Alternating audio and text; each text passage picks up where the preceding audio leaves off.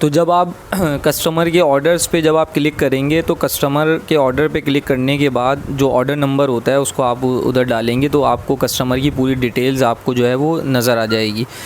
तो उसमें फिर ये होगा कि कस्टमर की जब आपको डिटेल्स पूरी नज़र आ जाएगी तो उसमें जो कॉन्टैक्ट नंबर होगा तो उस कॉन्टैक्ट नंबर के ज़रिए आप कस्टमर से रब्ता कर सकते हैं। लेकिन मसला ये होता है कि जब आप दराज़ के जो रिटर्न्स का जो टैब होता है, जब आप दराज़ के रिटर्न्स के टैब पे जाते हैं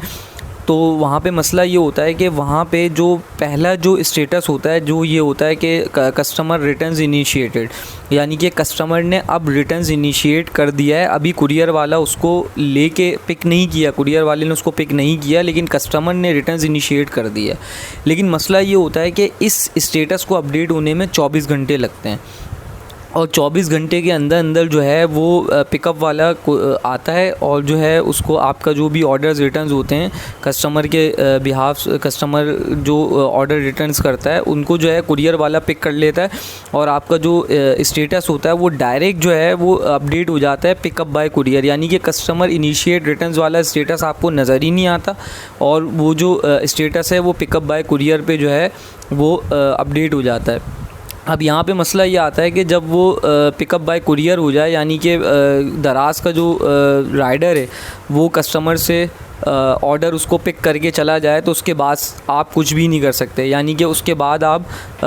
कस्टमर से अगर रब्ता कर भी लें तो कोई फ़ायदा नहीं है, क्योंकि आपका जो रिटर्न है वो पिकअप वाला जो कुरियर वाला जो है वो उसको पिक करके जा चुका है और अब वो दराज़ की इंस्पेक्शन में जाएगा और उसके बाद जो है वो उसका जो आखिरी जो लास्ट वाला जो है वो स्टेटस अपडेट हो जाएगा seller initiate returns initiated by seller, यानी कि सेलर को जो है वो रिटर्न वापस करने के लिए अब रेडी हो चुका है। तो इसका सिंपल सा हल और तरीका ये होता है कि आप करें ये कि आप जो भी पार्सल अपने कस्टमर को भेजें उसमें आप अपने वर्ड पे जाके एक नोट बना लें। उस नोट पे ये लिखें कि अगर ये आइटम आपको समझ में नहीं आता है या आइटम के ख़राब होने की सूरत में या इसको वापसी या तब्दील अगर आप कराना चाहते हैं तो काइंडली इस नंबर पे रब्ता करें और अपना नंबर नीचे मेंशन कर दें।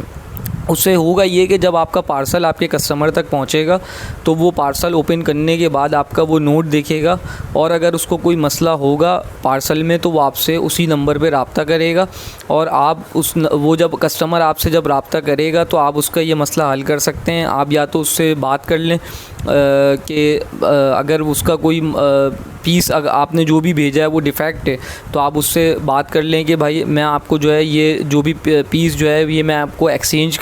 तो नहीं कर सकते, उसको वो रहने दें, उसको एक दूसरा जो है वो पीस आप उसको प्रोडक्ट वही सेम प्रोडक्ट जो है आप उसको भेज दें। या अगर कस्टमर से बात करें कि अगर वो चाहे तो अपनी जो पेमेंट है, लेट सपोज़ कि उसने अगर ऑर्डर किया है 1200 रुपये का तो वो कस्टमर जो है वो आप उसको बात करके उसको जो है वो हाफ़ पेमेंट यानी 600 रुपये आप उससे बात करके एग्री करके उसको आप उसके ईजी पैसा में या उसके बैंक अकाउंट में ट्रांसफ़र कर दें और उससे कह दें कि सर जो प्रोडक्ट हमने आपको भेजा है वो प्रोडक्ट भी आप अपने पास ही रख लें और जो पेमेंट मैं आपको भेज रहा हूँ ये पेमेंट भी आप अपने पास रखें, लेकिन काइंडली अपने जो प्रोडक्ट है उसको रिटर्न ना करें।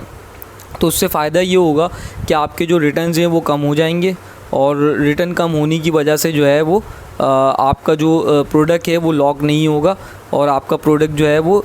कभी भी दराज उसको लॉक नहीं करेगा। इससे ये होगा कि आपकी जो आईडी है उसमें किसी भी किस्म का कोई फ़र्क नहीं पड़ेगा।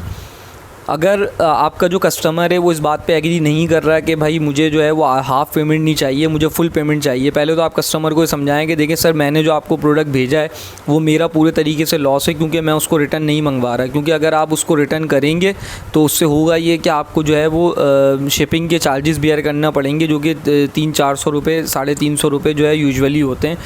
तो आप उसको ये समझाने की कोशिश करें कि भाई आपको जो आप अगर रिटर्न करेंगे तो उसमें आप उससे ये बात ना करें कि आपका दराज का जो बंदा है वो ख़ुद आपसे आके पिक कर लेगा। अगर कस्टमर को ये बात पता है, अगर वो उसको ये बात मालूम है तो आप फिर उससे जो है वो निगोशिएट करके उससे पूरी अमाउंट हाफ़ की बात करें। अगर वो नहीं मानता तो उसको फुल पेमेंट जो है उसकी आप उसको उसके ईजी पैसा पे बैंक अकाउंट पे ट्रांसफ़र कर दें।